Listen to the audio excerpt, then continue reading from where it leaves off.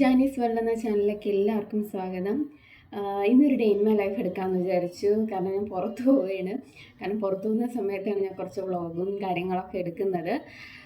ഇന്ന് പുറത്ത് പോകുന്നതിൻ്റെ മെയിൻ റീസൺ എന്ന് വെച്ചാൽ ജാനിക്കുട്ടിക്ക് ഇന്ന് സ്കൂളിൽ അഡ്മിഷനായിട്ട് ഇൻ്റർവ്യൂവും കാര്യങ്ങളൊക്കെ ഉണ്ട്. അപ്പോൾ ജാനിക്കുട്ടി കുറച്ച് ടെൻഷനിലാണ്. കാരണം നാട്ടിൽ നിന്ന് പഠിച്ചിട്ട് ഇവിടെ വരുമ്പോൾ ആദ്യം നമ്മൾ അഡ്മിഷൻ്റെ കാര്യത്തിനൊക്കെ ആയിട്ട് സ്കൂളിൽ പോയ സമയത്ത് സ്കൂളൊക്കെ കണ്ടപ്പോൾ ഞാൻ ആദ്യം വരണ്ട് കേട്ടോ. കാരണം സ്കൂളിൽ ലിഫ്റ്റ് ഉണ്ടോ, വലിയ ഗ്രൗണ്ട് എങ്ങനെയാണെന്നൊക്കെ പറഞ്ഞിട്ട് പുള്ളി കുറച്ച് ടെൻഷനിലായിരുന്നു. കുഴപ്പമൊന്നുമില്ല ജാനി, പഠിച്ചു വരുമ്പം കുഴപ്പമൊന്നും കാണത്തില്ല എന്നൊക്കെ പറഞ്ഞു.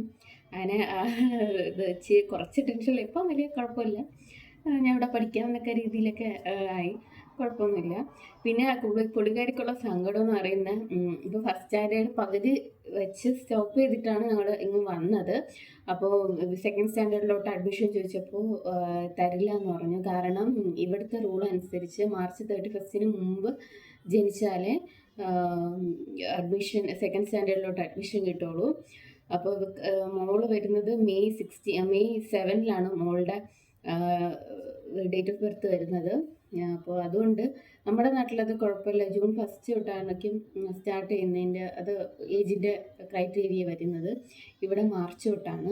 അപ്പോൾ മാർച്ചിലല്ലേ സ്കൂൾ ഇവിടെ സ്റ്റാർട്ട് ചെയ്യുന്നത്. അപ്പോൾ അവർ പറഞ്ഞിങ്ങനെ ഇവിടുത്തെ റൂൾ അനുസരിച്ചായിരിക്കും, ഇത് റൂൾ അനുസരിച്ച് ഇങ്ങനെ സെക്കൻഡ് സ്റ്റാൻഡേർഡ് കിട്ടത്തില്ല, ഫസ്റ്റ് സ്റ്റാൻഡേർഡിൽ തന്നെ കിട്ടുള്ളൂ. അപ്പോൾ ഒരു വർഷം മോക്ക് വേസ്റ്റ് ആയി. കാരണം ഫസ്റ്റ് സ്റ്റാൻഡേർഡ് പഠിച്ചൊരു കുട്ടി വീണ്ടും ഫസ്റ്റ് സ്റ്റാൻഡേർഡിൽ തന്നെ ഇരിക്കുക. അപ്പോൾ അതുകൊണ്ടൊരു സങ്കടമുണ്ട് മോക്ക്. എൻ്റെ ഫ്രണ്ട്സൊക്കെ സെക്കൻഡിലാവുമ്പോൾ ഞാൻ ഇപ്പോഴും ഫസ്റ്റ് സ്റ്റാൻഡേർഡിൽ തന്നെ ഇരിക്കുമല്ലോ എന്നൊക്കെ പറഞ്ഞിട്ട്.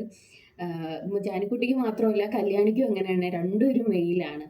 Jani May 7 Kalyani May 16.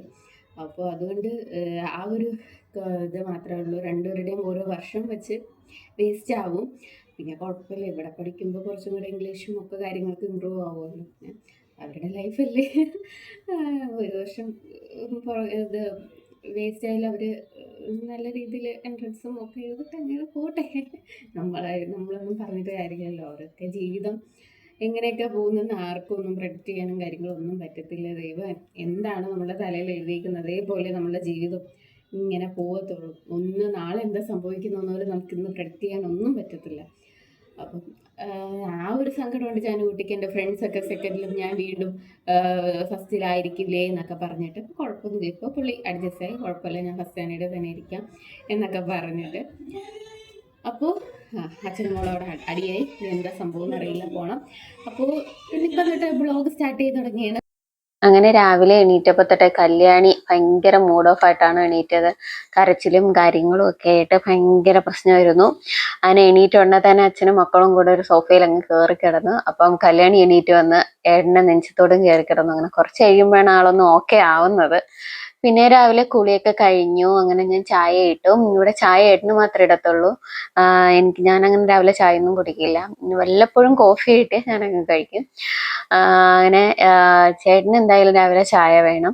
പിന്നെ കല്യാണിക്ക് രാവിലെ എന്നും റാഗിയുടെ കുറുക്കാ കൊടുക്കുന്നത്. കുറുക്ക് കൊടുത്ത് ഒരു കുറച്ച് കഴിഞ്ഞതിന് ശേഷമാണ് എന്തെങ്കിലും വീട്ടിലുണ്ടാക്കുന്ന ബ്രേക്ക്ഫാസ്റ്റ് ഒക്കെ കൊടുക്കുന്നത്. ഇന്ന് ഞാൻ ബ്രേക്ക്ഫാസ്റ്റിന് ഇഡലിയും ചമ്മന്തിയാണ് കേട്ടോ ഉണ്ടാക്കിയത്. സാമ്പാർ ഉണ്ടാക്കിയില്ല, കാരണം ജാനിക്ക് ഇച്ചിരി ഗ്യാസിന്റെ പ്രശ്നം ഉണ്ടായിരുന്നു. അങ്ങനെ ഹോസ്പിറ്റലിലൊക്കെ പോയായിരുന്നു. അതുകൊണ്ട് പിന്നെ സാമ്പാറൊന്നും ഉണ്ടാക്കിയില്ലായിരുന്നു. കുറെ ദിവസമായിട്ട് കടലയും ഒക്കെ ആയിരുന്നു. അതുകൊണ്ട് പിന്നെ ഇന്ന് ചമ്മന്തി ഉണ്ടാക്കി. പിന്നെ ഞങ്ങളെല്ലാവരും റെഡിയായി. മക്കളെയൊക്കെ റെഡി ആക്കിയതിന് ശേഷമാണ് ഞാൻ അവസാനമായിട്ടോ റെഡിയാവുന്നത്. അങ്ങനെ ഡ്രസ്സൊക്കെ ഇട്ട് ഞാനിപ്പം മേടിച്ചൊരു ക്രീമാട്ടോ. ഞാൻ എല്ലാ ക്രീമും അങ്ങനെ യൂസ് ചെയ്യില്ല. ഞാൻ പൊതുവേ ക്രീമും അങ്ങനെയൊന്നും യൂസ് ചെയ്യത്തില്ല. പക്ഷെ ഇന്നെന്തും ഭയങ്കര ഡ്രൈ ആവുന്നുണ്ട് മേടിച്ചാട്ടോ. ഇത് കുഴപ്പമില്ല, നല്ല ക്രീം, സ്കിന്നിലൊക്കെ ബ്ലെൻഡ് ആവുന്നുണ്ട്. അതേപോലെ തന്നെ ഈ കാജൽ ഞാൻ ഇവിടെ നിന്നാട്ടോ മേടിച്ചത്. നല്ല കാജലാ, പടരത്തൊന്നുമില്ല. സാധാരണ കാജലൊക്കെ പടരുമല്ലോ, ഇത് പടരത്തൊന്നുമില്ല. നല്ല കാജലാണ്. 2 മേടിച്ചിട്ടുണ്ടായിരുന്നു. ഞാനും ഒന്നെടുത്തു, ഒന്ന് ജാനിക്കുട്ടിക്കും അത് ആ കാജലിട്ടായിരുന്നു കേട്ടോ. പിന്നെ ഇത് ലിബാമാട്ടോ. ഇവിടെ എന്തായാലും ഞാൻ ലിബാം ഇടും. കാരണം ഭയങ്കര ഡ്രൈ ആവുന്നുണ്ട് കേട്ടോ എൻ്റെ ചുണ്ടൊക്കെ. കാരണം ഒരു തണുപ്പിന്റെ ക്ലൈമറ്റിന്റെ ഉണ്ടാവാം, ഭയങ്കരമായിട്ട് ഡ്രൈ ആവുന്നുണ്ട്. ഞാൻ ഡെയിലി ലിബാം ഇടുന്നുണ്ട് കേട്ടോ. പിന്നെ ഞങ്ങളെല്ലാം റെഡിയായി, ജാനിക്കുട്ടിയും റെഡിയായി. മുഖത്ത് ചെറിയ ടെൻഷനൊക്കെ ഉണ്ട്, എന്നാലും കുഴപ്പമില്ല. അങ്ങനെ ഞങ്ങളെല്ലാരും ഇറങ്ങി. ജാനുട്ടി ടെൻഷൻ ഉണ്ടാ? ടെൻഷനൊന്നും വേണ്ട. ആദ്യം എല്ലാവർക്കും നാളെ ന്യൂ ഇയർ ആണ്. എല്ലാവർക്കും അഡ്വാൻസ് ഹാപ്പി ന്യൂ ഇയർ. എല്ലാവർക്കും നല്ലൊരു പുതുവർഷം ആശംസിക്കുന്നു. ഞങ്ങളെല്ലാവരും ഇറങ്ങി ഈ സ്കൂളിലോട്ട് കുറച്ച് ദൂരം കൂടെ ഉള്ളൂ. അപ്പോൾ സ്കൂളിലൊക്കെ പോയിട്ട് വന്നിട്ട് കാണാം. ഇതാണ് കേട്ടോ സ്കൂള്. മെട്രോപൊളിറ്റൻ ഇന്ത്യൻ സ്കൂളാണ്. പക്ഷെ ഇവിടെ അല്ല ജാനുകുട്ടിക്ക് അഡ്മിഷൻ കിട്ടിയത്. ഇവരെ തന്നെ വേറൊരു ബ്രാഞ്ചായ കോസ്മോപൊളിറ്റൻ ഇന്ത്യൻ സ്കൂളിലാണ് അഡ്മിഷൻ കിട്ടിയത്. അവിടെ സ്കൂളിന്റെ പണിയൊക്കെ നടക്കുന്നേ ഉള്ളൂ. അപ്പൊ ഫസ്റ്റ് ബാച്ച് ഇവര്. അപ്പോൾ ഇവിടെ നേരത്തെ അഡ്മിഷൻ ക്ലോസ് ആയി. നേരത്തെ ഇവിടെ അഡ്മിഷൻ ക്ലോസ് ആവും. അപ്പൊ ഇപ്പൊ അഡ്മിഷൻ എടുക്കുന്നവർക്കൊക്കെ ആ സ്കൂളിലോട്ടാണ് കേട്ടോ പോകുന്നത്, കോസ്മോപൊളിറ്റനിലോട്ടാണ് പോകുന്നത്. അപ്പൊ ഞങ്ങള് വന്ന ഉടനെ തന്നെ കല്യാണി എന്തെങ്കിലും ഇതേപോലെ വെള്ളച്ചാട്ടം എല്ലാം കണ്ട നേരെ അങ്ങ് പോകും കേട്ടോ. ഭയങ്കര ഇഷ്ടം കേട്ടോ ഈ വെള്ളച്ചാട്ടമൊക്കെ കാണുമ്പോൾ.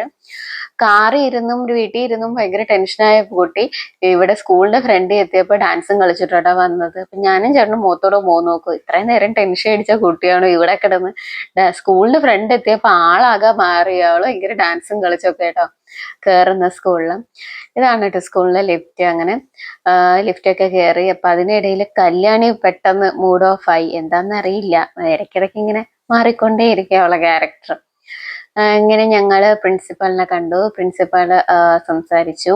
അതിന് ക്വസ്റ്റ്യൻസ് ഒന്നും അങ്ങനെ ചോദിച്ചൊന്നുമില്ല. എക്സാം ആണ് കേട്ടോ നടക്കുന്നത്.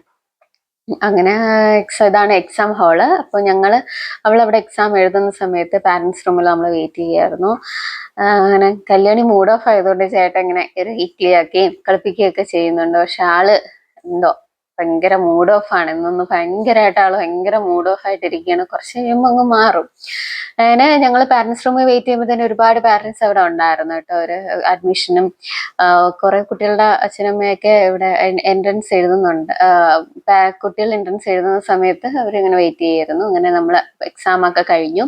സ്കൂളിന്റെ ഫ്രണ്ടിൽ തന്നെ ഇങ്ങനെ ഒരു സംഭവം വെച്ചിട്ടുണ്ട് കേട്ടോ. എന്തായാലും കാണുമ്പോഴേ പാരന്റ്സിന് എന്തായാലും നല്ല പണിയാട്ടോ. കാരണം ഇത് വേണം അത് വേണമെന്ന് പിള്ളേർ പറയുമ്പോൾ അവിടെ കിടന്ന് കരയാതിരിക്കാൻ മേടിച്ചു കൊടുക്കുമല്ലോ. അങ്ങനെ എക്സാം ഒക്കെ കഴിഞ്ഞു. എക്സാം ഒക്കെ പാസ്സായി കേട്ടോ. അങ്ങനെ ടെസ്റ്റ് ഒക്കെ കഴിഞ്ഞു, പാസ്സായി. അടുത്തിനി ഞങ്ങൾ ഇപ്പം മെട്രോപൊളിറ്റൻ സ്കൂളിലായിരുന്നു ടെസ്റ്റും കാര്യങ്ങളൊക്കെ. പക്ഷെ ഇവിടെ അഡ്മിഷൻ ക്ലോസ് ആയതുകൊണ്ട് അവരുടെ തന്നെ വേറൊരു ബ്രാഞ്ചായ കോസ്മോപൊളിറ്റൻ സ്കൂളിലാണ് അഡ്മിഷൻ കിട്ടിയത്. അപ്പോൾ അതിപ്പം തുടങ്ങിയ ഫസ്റ്റ് സ്കൂളാണ്. അപ്പോൾ ഒരുപാട് പേര് അങ്ങോട്ടാണ് അവർ അഡ്മിഷന് പുതിയതായിട്ട് കുട്ടികളെല്ലാം ആ സ്കൂളിലാട്ടോ വിടുന്നത്. അപ്പോൾ ഇനി ആ സ്കൂളിൻ്റെ പണി നടന്നുകൊണ്ടിരിക്കുക. ഫെബ്രുവരി ആകുമ്പോഴേ പണിയൊക്കെ കഴിയത്തുള്ളൂ. അപ്പോൾ ഇനി ഞങ്ങൾ ആ സ്കൂളിൽ ഒന്ന് കണ്ടിട്ട് പോകാമെന്ന് വിചാരിച്ച് ഇനി ആ സ്കൂള് കാണാൻ വേണ്ടിയിട്ട് അങ്ങ് പോവാട്ടോ. അപ്പോൾ ചാനിയും കല്യാണിയും ഒക്കെ ഇങ്ങനെ കല്യാണിൻ്റെ കയ്യിൽ താക്കോലിരിക്കും കേട്ടോ.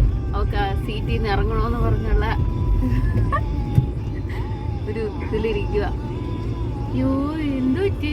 ഉറക്കം വരണം. ഉറക്കത്തിൻ്റെ അതാണ്. ഇപ്പം ഇനി നമ്മൾ ആ സ്കൂളിലോട്ടാട്ടോ പോകും. അങ്ങനെ ഞങ്ങൾ സ്കൂളൊക്കെ കണ്ടു കേട്ടോ. അവിടെ പണി നടന്നുകൊണ്ടിരിക്കുക. ഫെബ്രുവരി ഒക്കെ ആകുമ്പോഴായിരിക്കും പണിയൊക്കെ കഴിയാന്ന് പറഞ്ഞു. അങ്ങനെ ഞങ്ങൾ സ്കൂളൊക്കെ കണ്ടു. ഇറങ്ങിയൊന്നുമില്ല, പുറത്തുനിന്ന് കണ്ടതേ ഉള്ളൂ. അങ്ങനെ നേരെ ഞങ്ങൾ ഇനി ഫുഡ് കഴിക്കാൻ പോവാ. ഇപ്പോൾ ഉച്ചയൊക്കെ ആയി. അടുത്തതിന് ഫുഡ് കഴിക്കാൻ പോകണം.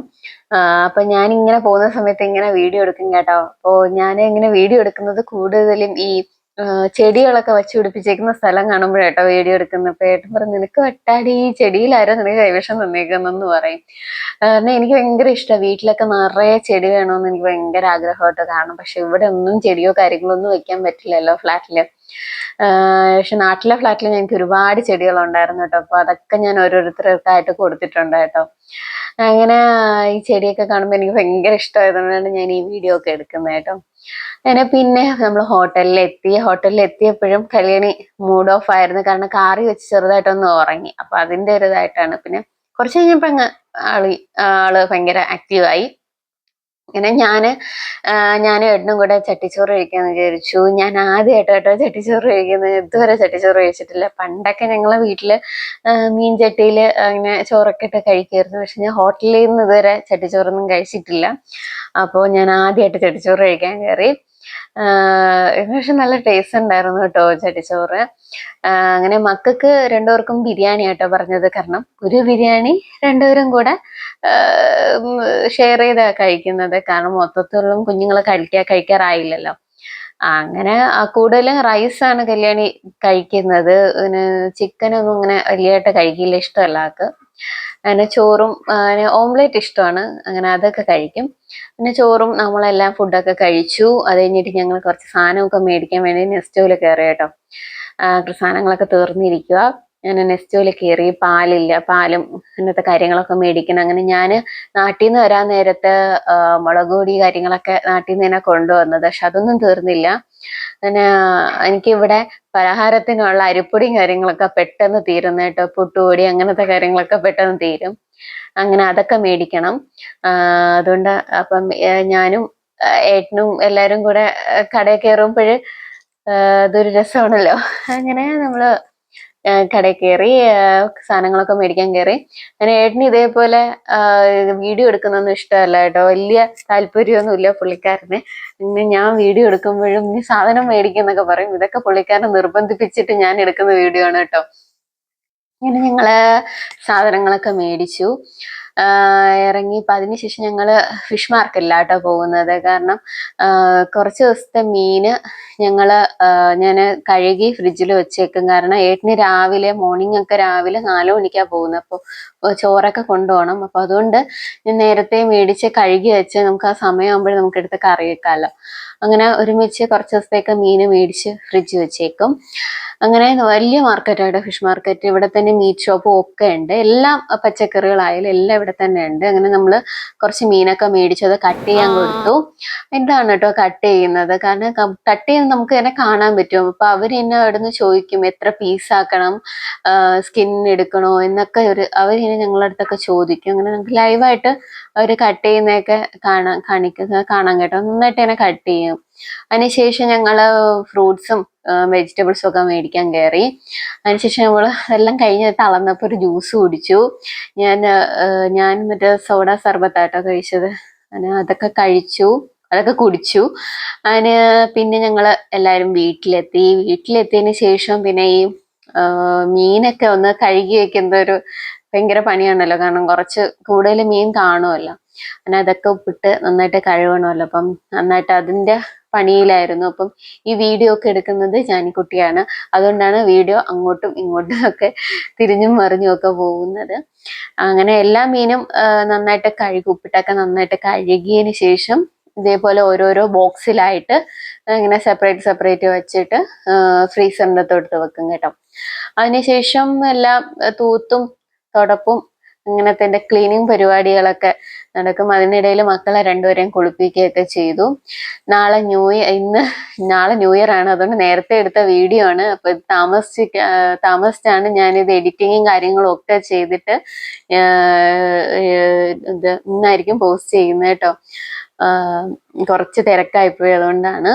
പിന്നെ രാത്രിയിലത്തേക്ക് ഞങ്ങള് പനീർ ബട്ടർ മസാലയും പിന്നെ പൊറോട്ടയും ഉണ്ടാക്കാന്ന് വിചാരിച്ചു. അങ്ങനെ പനീർ ബട്ടർ മസാലയൊക്കെ ഉണ്ടാക്കി. അപ്പം ഏട്ടന് ഹെൽപ്പിനുണ്ട് ആളും ഉണ്ട്.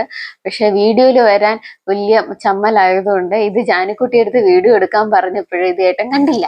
വീഡിയോ എടുക്കുകയാണെന്ന് ഏട്ടൻ കണ്ടില്ല. ഒന്ന് ഷർട്ടൊന്നും ഇടാതെ ഇരിക്കുവാണെന്ന് വിചാരിച്ച് അങ്ങനെ വീഡിയോ എടുക്കുന്നു കണ്ടപ്പോൾ പുള്ളിക്കാരൻ സ്പീഡിലങ്ങ് പോയി കളഞ്ഞു കേട്ടോ. അങ്ങനെ പനീർ ബട്ടർ മസാലയൊക്കെ ഉണ്ടാക്കി. നല്ല ടേസ്റ്റ് ആയിരുന്നു കേട്ടോ. ഞാൻ ഫ്രഷ് ക്രീമൊക്കെ ഇതിൽ ഒഴിക്കും. ചിലർ ഒഴിക്കത്തില്ല. ഞാൻ ഫ്രഷ് ക്രീമൊക്കെ ഒഴിക്കും കേട്ടോ. അതിന് പൊറോട്ടയായിരുന്നു കേട്ടോ രാത്രി. പൊറോട്ടയൊക്കെ ഉണ്ടാക്കി. അങ്ങനെ ഞങ്ങൾ ഫുഡൊക്കെ കഴിച്ചു.